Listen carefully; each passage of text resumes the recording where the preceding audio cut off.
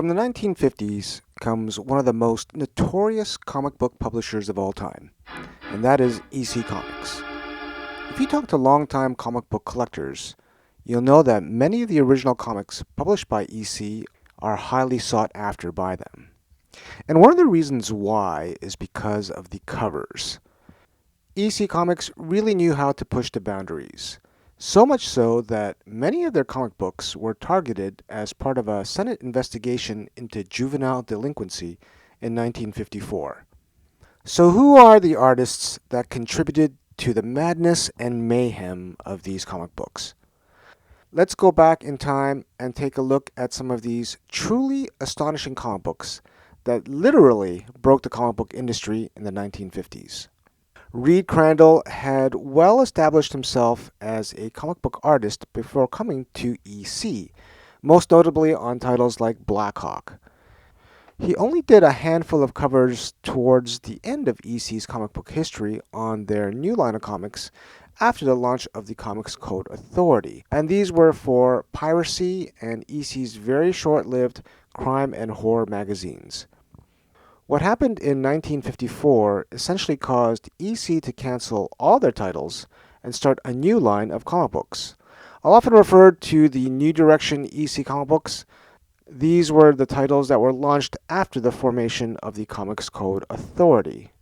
With many of these artists, it's actually their interior artwork that is notable as well, and Crandall did some pretty amazing work in shock suspense stories. One of my favorite stories is Carrion Death, a particularly gruesome story about a criminal on the run.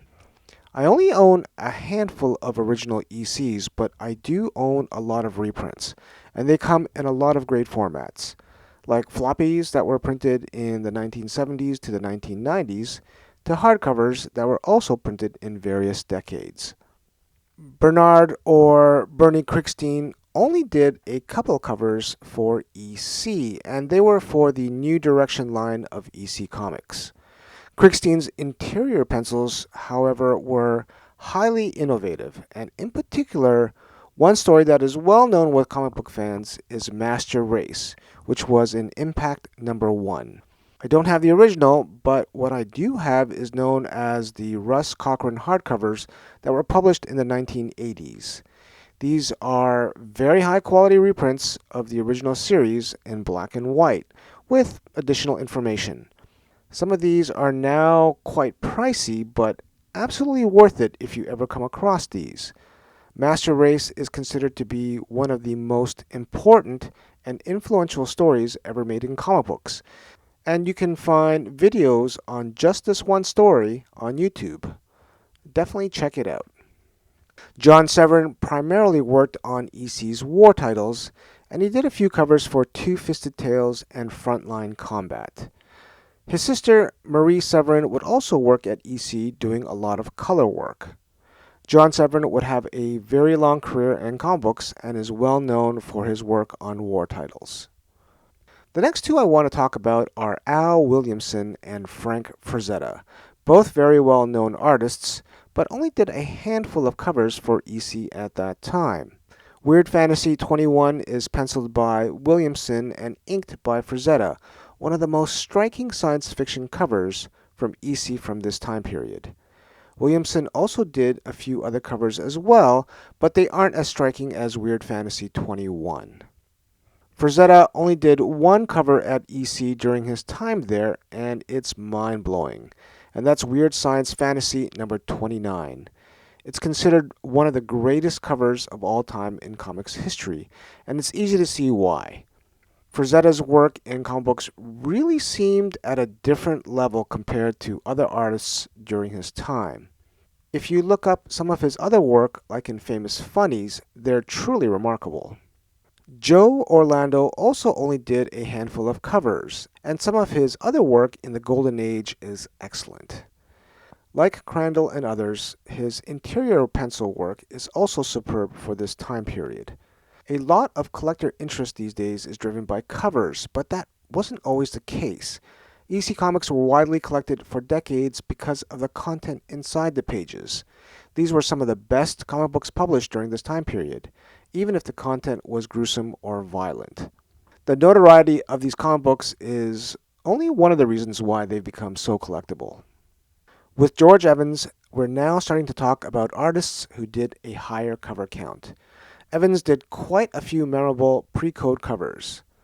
Crime Suspense Stories number 23, along with the infamous number 22, was cited by the Senate investigations and at one time held the same value as number 22.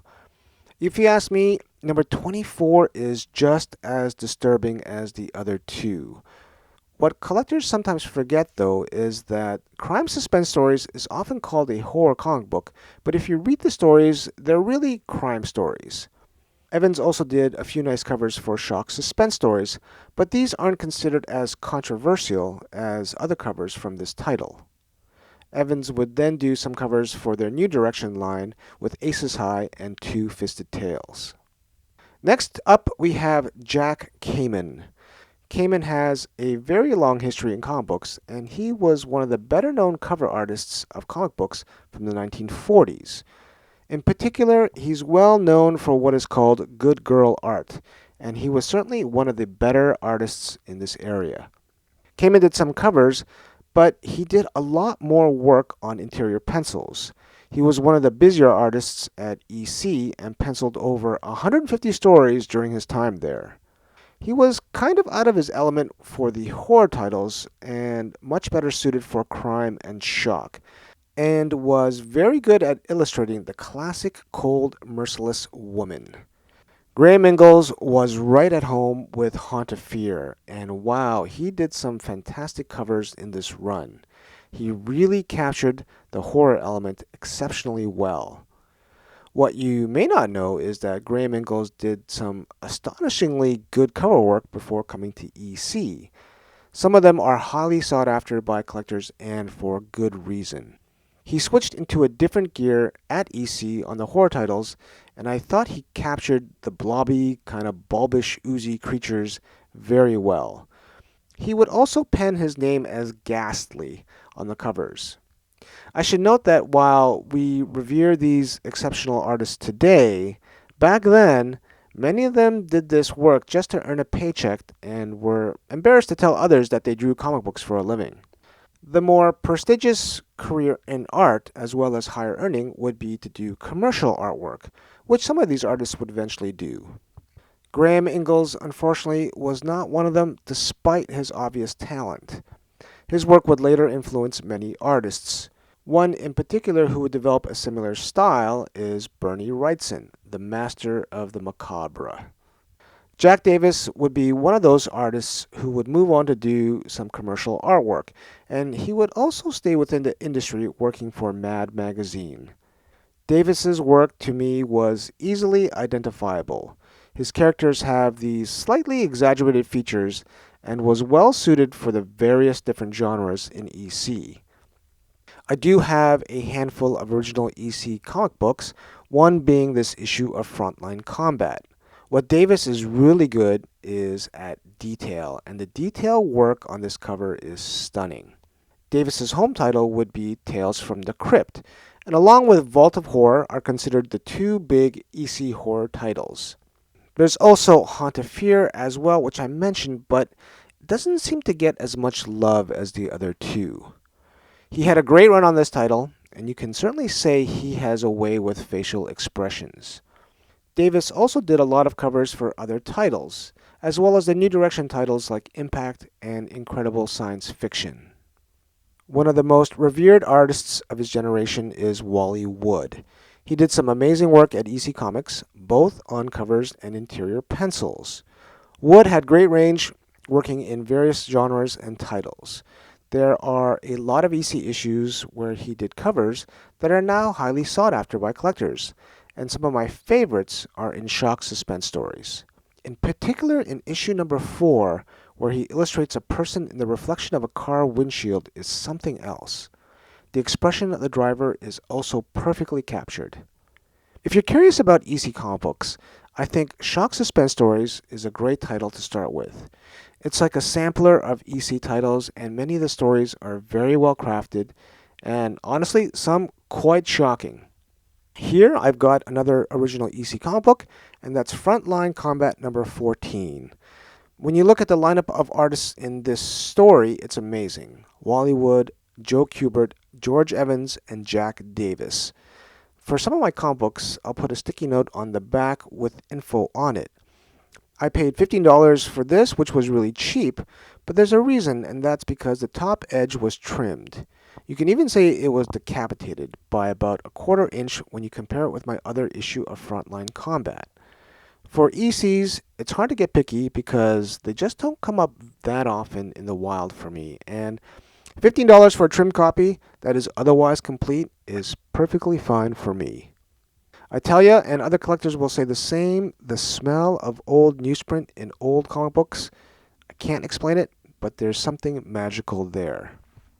As far as reading material goes, EC War comic books are some of the best, and a lot of the responsibility falls on Harvey Kurtzman. Kurtzman wrote, illustrated, and edited the two main war titles at EC, and he painted a very different picture of war. He was very meticulous and researched his stories extensively. He also had a very unique style when it came to his artwork, and it was quite a departure from the artwork of others at EC.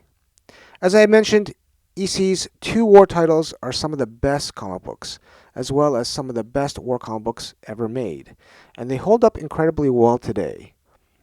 Not only did they tell stories that were current to the time, like the Korean War, but Kurtzman would also go back in time to tell stories of the American Civil War, the Napoleonic Wars, and even as far back as the Roman Empire.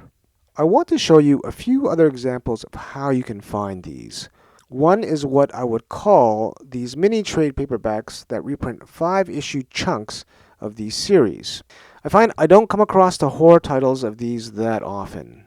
Another much nicer version are the EC Archives hardcovers. These were published in the 2000s, and they are beautifully done. Where Kurtzman would have even greater success is with EC's humor title, and that's Mad. While it didn't initially set the stands on fire, it would become a huge success, and to circumvent the Comics Code Authority would jump to magazine format. Paid circulation for the title would well exceed 1 million copies at the height of its popularity. Harvey Kurtzman is so well regarded in the comic book industry that there is an award named after him, the Harvey Awards, which celebrate creators in the comic book industry. Next up is the artist who probably drew the most controversial covers for EC, and that's Johnny Craig. Johnny Craig was there right from the beginning. Under the direction of William Gaines, EC shifted to crime, western, and romance titles, but then shifted away from western and romance to horror, and this is where they would have a lot of success. Johnny Craig was one of the very talented artists who contributed to this success, and they would continually push the limits of these comic books in terms of gore and violence. Now, by today's standards, no one would even blink at these covers, but back then, they were really starting to get the attention of a lot of people, and in a bad way.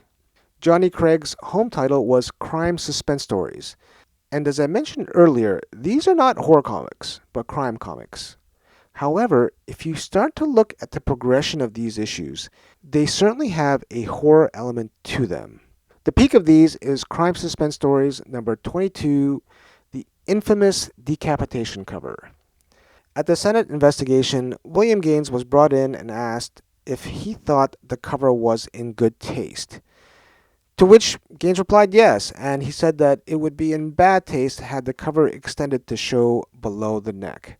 I mean, I guess, but, had they brought up Volta Horror number 31 in response, I wonder what Gaines would have said. On this cover, you clearly see the poor fellow's head, and it's fairly obvious from the other fellow what had happened. Interestingly, the editors thought the next issue was a bit too extreme and decided to censor what was stuck on this gentleman's head. If you can find a copy, you can actually see what was supposed to be there in this reprinted issue in the 1990s. I find it hard to believe, but these EC reprints from the 1990s are now over 30 years old. It just seems like they came out yesterday. You used to be able to find these in the cheapy bins, but these didn't have large print runs. If you're able, try to find these as they are a superb alternative to owning the originals, which may cost you an arm or two. These have become collectible, especially the ones that reprint the more notorious covers. They can also be a little confusing when you come across these in the single issue format. Gladstone started reprinting these in the 1990s, and you could tell by the little Gladstone logo. But then Russ Cochran started reprinting them again shortly after in double-sized format, and then in single issue format, following the sequence they were originally published at. I don't know if they'll ever reprint these again in single issue format, but who knows. These are also available in hardcover as well as the EC archives, and these were originally published by Russ Cochran as well, and are now published under Dark Horse. These are fantastic as they restored the original artwork. While I would have liked the off-white coloring you see in other restored reprints, these are a great way to enjoy these books. Last and most certainly not the least is Al Feldstein. Like Kurtzman, he was an artist, writer, and editor, and did a tremendous amount of work for EC. Feldstein was pretty much there from the beginning and worked on romance and western, or western romance. When EC switched to horror, he was the key writer for EC, and during his peak in 1953, he would be working on 7 titles. Pretty astounding. When it comes to stories, a lot of EC fans will also point to their science fiction titles, and Feldstein, along with Gaines, had a big hand in these. There's a very strong sense of nostalgia in these science fiction titles. The planets, the spaceships, and of course, the aliens. Weird Fantasy 18 deserves special mention for an anti-prejudice story called Judgment Day, way ahead of its time when it was published. EC represents a very turbulent time for comic books. I mean, the effect that Wortham's Seduction of the Innocent had on the general public was borderline hysteria. You can make an argument that yes, a lot of their horror stories were gruesome and definitely over the top. But many of their stories also had a strong message meant for the reader to think about, especially with what was going on at that time. A lot of their stories were also just as the initials EC stood for. They were entertaining comics. I was lucky enough last year to pick up the big EC horror library of the 1950s. It was published in the early 1970s and has a great selection of EC stories. Probably my favorite purchase of last year. You'll probably notice that EC stories have a lot more text compared to comic books from the 1960s and onward. These are very dense stories and take time to read. I find reading an issue or two here and there is the best way to enjoy these. If I were to choose my top 5 cover artists for EC, they would probably be Johnny Craig, Wally Wood, Al Feldstein, Graham Ingels, and Jack Davis. The single Frazetta cover also holds a special place, but the others did so many more covers. EC comic books hold a special place in comic fandom and for very good reasons. They were outrageous for their time while having a very high standard of art and storytelling. Make sure you add a few of these to your comic book collection or library. If you enjoyed watching this video, you can check out some of my other videos over here. Until next time, read and enjoy your comic books.